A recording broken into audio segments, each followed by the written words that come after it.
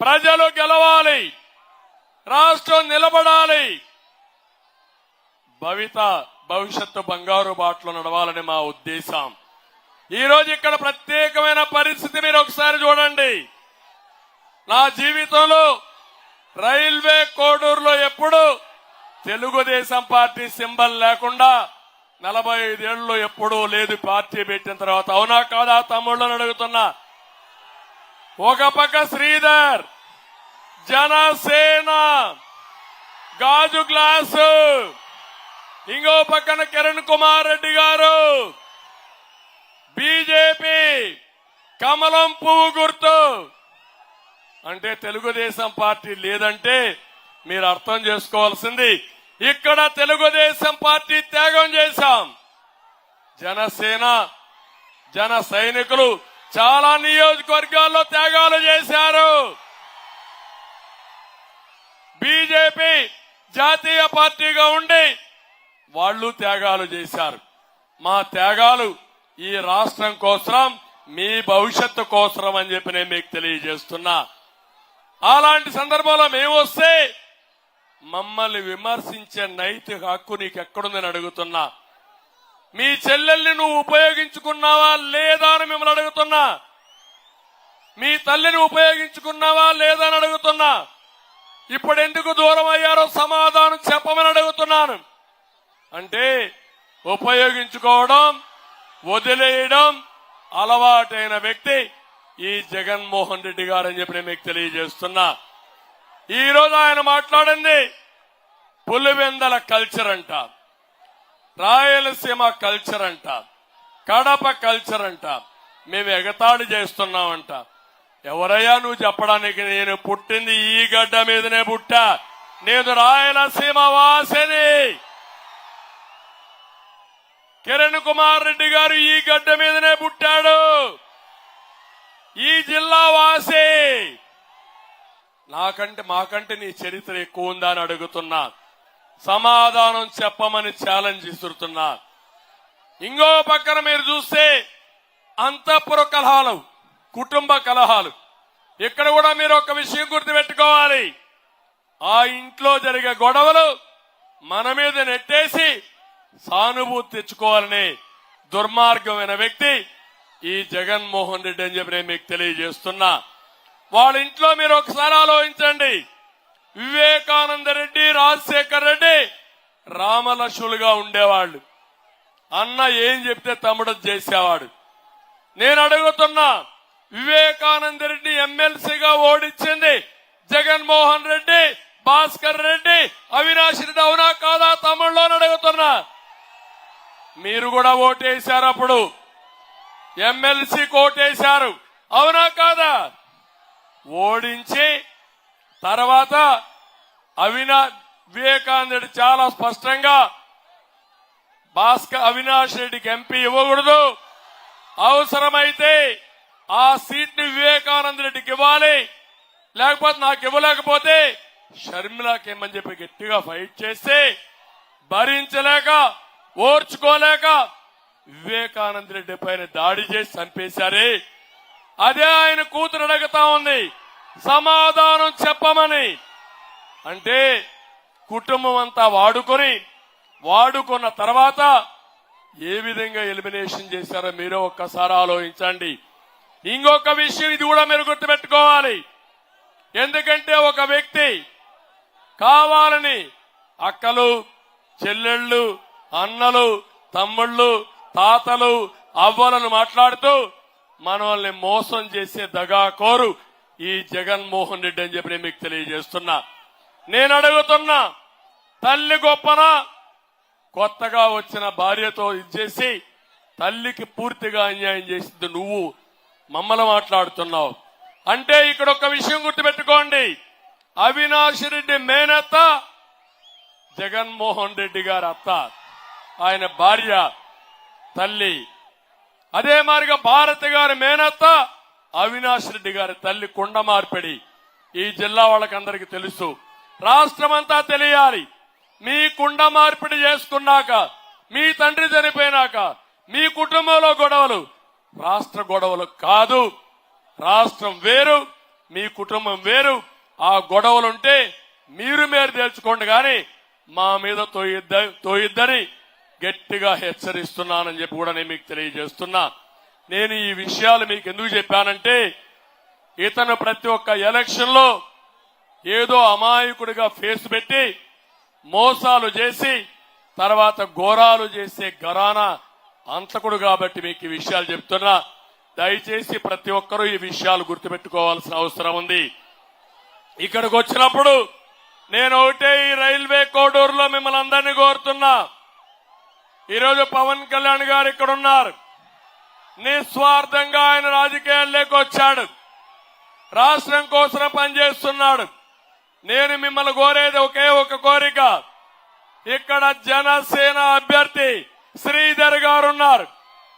గుర్తు గాజు గ్లాసు అఖండ మెజార్టీతో గెలిపిస్తామని మీరందరూ చెప్పాల్సిన అవసరం ఉంది. ఇక్కడ ఎమ్మెల్యే ఉన్నాడు, ఒక స్మగ్లర్ డెన్ గా తయారు చేశాడు. 5 ఏళ్లలో వేల కోట్ల రూపాయలు విలువ చేసి ఎర్ర చందనం దొంగిలించిన దొంగలు ఇక్కడ ఉన్నారు. ఒకటే చెప్తున్నాం, కూటమి వస్తానే వీళ్ళందరికీ బేడీలేస్తా, ఎవరిని వదిలిపెట్టను, తప్పకుండా వీళ్ళ దగ్గర రికవర్లు చేస్తామని చెప్పి కూడా నేను మీకు తెలియజేస్తున్నా. ఎంత దుర్మార్గులు అంటే, చిత్తూరులో ఎర్ర చందనం స్మగ్లింగ్ చేసే వ్యక్తికి మెల్లిగా మంచినీళ్ళ ఇచ్చా, ఎర్ర చందనం స్మగ్లింగ్ చేసే వ్యక్తికి ఎమ్మెల్యే సీట్ ఇచ్చిన దివాళా కోర్ పార్టీ ఈ జగన్మోహన్ రెడ్డి పార్టీ అని చెప్పి కూడా నేను మీకు తెలియజేస్తున్నా. అక్రమ మైనింగ్ జరిగింది, అది చేస్తాం. బెస్తపల్లి చెయ్యేరు ఇసుక రీతుల నుండి అక్రమంగా ఇసుక కూడా దోచేస్తున్నారు, ఇవన్నీ కూడా చేస్తాం. ఇది కాకుండా కోడూరు వెంకటగిరి రోడ్డు విస్తరణ పనులకు పూర్తిగాక ట్రాఫిక్ జామ్ అయిపోతా ఉంది. ఈ రోడ్డు విస్తరణ కూడా పూర్తి చేస్తాం. ఇక్కడ మామిడి, బొప్పాయి, అరటి సాగు ఎక్కువ, ప్రాసెసింగ్ యూనిట్స్ వస్తే ఎక్కువ ఆదాయం వస్తుంది. తప్పకుండా కోడూరులో వ్యవసాయ ఆధార పరిశ్రమలు పెట్టి, ముఖ్యంగా పండ్ల నుంచి ఏదైనా గాని ఏవైతే ఉన్నాయో ఫుడ్ ప్రాసెసింగ్ యూనిట్స్ అన్ని పెట్టే బాధ్యత మాది. దీనికి ఏ విధంగా సబ్సిడీస్ ఇవ్వాలని ఇచ్చి పెద్ద ఎత్తున అట్రాక్ట్ చేస్తాం. మేమున్నప్పుడు డ్రిప్ ఇరిగేషన్ ఇచ్చాం, మైక్రో ఇరిగేషన్ 90% సబ్సిడీ ఇచ్చాం. మళ్లీ దాన్ని తీసుకొస్తామని చెప్పి నేను మీకు తెలియజేస్తున్నా. చిట్వేలి ప్రభుత్వ జూనియర్ కళాశాలని మంజూరు చేశాం, అది పూర్తి కాలేదు, దాన్ని కూడా పూర్తి చేస్తాం. అదే మరి సోమశిల లిఫ్ట్ ఇరిగేషన్ పెట్టి బ్యాక్ వాటర్ ద్వారా పెనగలూరు, చిట్వేలి మండలాలకి పూర్తిగా అన్ని చెరువులకు నీళ్లు నింపే బాధ్యత మేము తీసుకుంటామని మిమ్మల్ని కోరుతున్నా. ఇది కాకుండా ఈ రోజు ఇక్కడికి వచ్చినప్పుడు నేను ఒకటే మా నాయకులకు అందరికీ విజ్ఞప్తి చేశాను. ఒకటి, ఇక్కడ చెంగల్రాయలు గారు ఉన్నారు,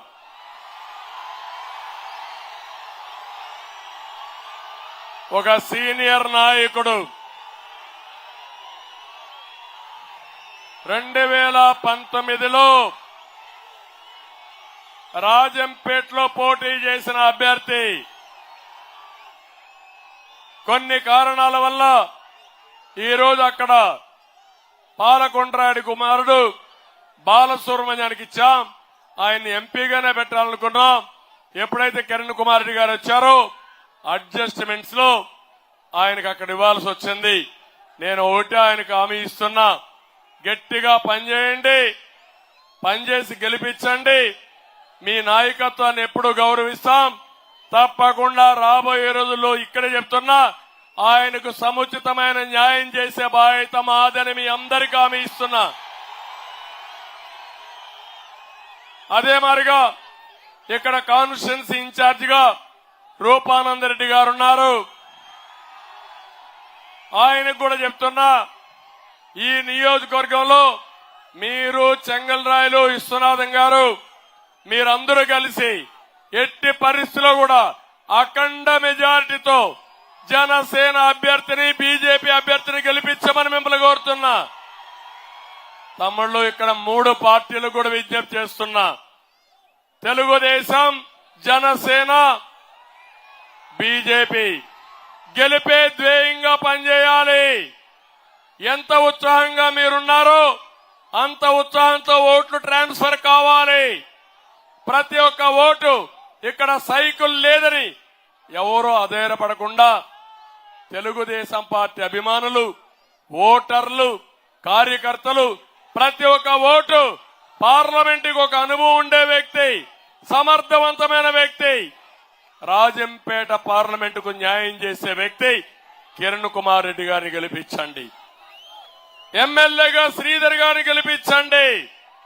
ఇప్పుడే మా తమ్ముళ్లు పెట్టారు బోర్డు ఒకటి, కోడూరు రైల్వే కోడూరుని తిరుపతి జిల్లాలో చేర్చమని కూడా పెట్టారు. నేను పక్కన రాజంపేటకి వెళితే రాజంపేటలో మాకు అన్యాయం జరిగింది, మాకు జిల్లా ఇవ్వాలని వాళ్లు పెట్టారు. నిన్న మదనపల్లికి పోతే మాకు పూర్తిగా అన్యాయం జరిగింది, మా మదనపల్లికి న్యాయం చేయమని వాళ్ళు అడిగారు. ఇవి చేసిన దుర్మార్గుడు ఎవరని మిమ్మల్ని అడుగుతున్నా, ఎవరని మిమ్మల్ని అడుగుతున్నా. ఈ రాజంపేట పార్లమెంటు ద్రోహి ఈ మిథున్ రెడ్డి పాపాల పెద్దిరెడ్డి అని చెప్పి నేను మీ అందరికీ తెలియజేస్తున్నా. మీరు ఈ పార్లమెంట్ ని ఇష్టానుసారంగా ఇచ్చేసి ప్రజల మనోభావాలు దెబ్బతీసి మళ్ళా పుంగునూరు తీసుకుపోయి చిత్తూరు పార్లమెంట్ జిల్లాకు కలిపారు. అంటే నువ్వు చిత్తూరు జిల్లాలో కలిపి 2 జిల్లాల్లో పెత్తనం చేయాలి, అధికారం ఇక్కడ అక్కడ పెత్తనం చేయాలని కుదరదు. తప్పకుండా ఒకటి ఆమె ఇస్తున్నా, నేను ఇవన్నీ కూడా రివ్యూ చేస్తాం. కోడూరుకి న్యాయం చేస్తాం, రాజంపేటకు న్యాయం చేస్తాం, రాయచోటికి న్యాయం చేస్తాం, మదనపల్లికి కూడా న్యాయం చేసే విధానానికి శ్రీకారం చుడతాం. ఎన్నికలు అవుతానే అవసరమైతే 1-2 జిల్లాలు ఎక్కువైనా చేసి మీ అభివృద్ధికి నాంది పలికే పరిస్థితి, మీకు న్యాయం చేసే విధంగా జిల్లాలు పునర్వ్యవస్థీకరణ ఉంటుంది.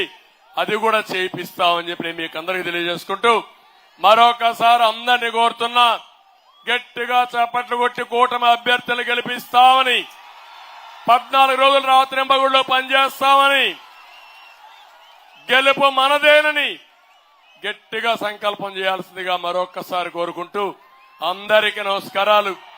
జై హింద్, జై తెలుగుదేశం, జై జనసేన, జై బీజేపీ.